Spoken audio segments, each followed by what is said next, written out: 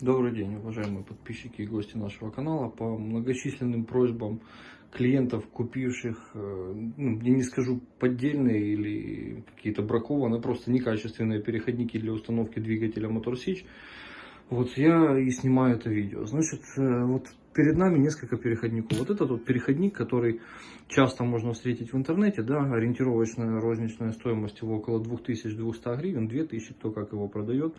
Вот он выглядит вот так вот. То есть у него корзина со сквозным шлицом, огромным, пробитым насквозь. У него пластина вот с кучей непонятных насверленных отверстий. Зачем они нужны, как бы, непонятно. Ну вот есть что есть. Вот она вот такой вот толщины. Пластина я быстро, наверное, не смогу померить. Ну, в общем, вот она тоненькая пластина. Вот эти переходники довольно часто встречаются в интернете. Вот люди их покупают, и потом как бы у них возникают проблемы с установкой, либо с тем, что он недостаточно крепок для того, чтобы выдержать 50 килограмм веса мотора 9-сильного дизеля, который на него вешает 0,4 вот этих вот маленьких болтика на 8. Вот. Нами была разработана специальная пластина переходная.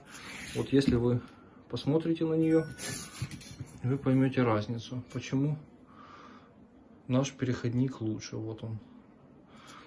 Вот, значит, крепится она к дизельному двигателю на 8 отверстий, так как у двигателя есть 8 предусмотренных отверстий. Вот они все на 8 отверстий крепятся к двигателю. Вот, а оставшимися 5 крепится к Motor Sich. Корзина наша. Вот у нее тоньше лепестки, но она каленая.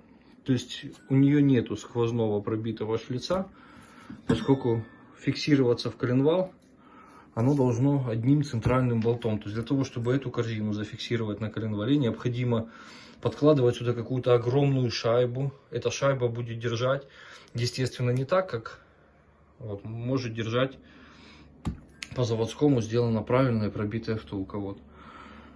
И также есть вариант бензинового переходника. Корзина при этом остается такая же самая. Бензиновый переходник на 7 лошадиных сил бензин. Вот, у него просверлены только 4 внутренних отверстия и пластина сточена. То есть она гладкая, она подходит идеально для бензинового двигателя.